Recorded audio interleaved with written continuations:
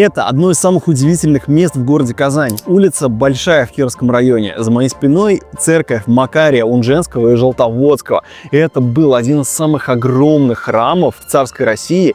И когда приплывали по Волге в Казань, значит, люди сюда на кораблях, первое, что они видели вот этот храм. Сейчас здесь в советское время была тюрьма, точнее, следственный изолятор номер 2, на территории которого сейчас находится этот монастырь. Между прочим, на этой улице сейчас строятся два очень крутых дома. ЖК «Авторы», две секции, которые будут сданы уже в следующем году. Эти дома тоже мы очень ждем. Это будет такой интересный объект ближе всего к Волге в Кировском районе.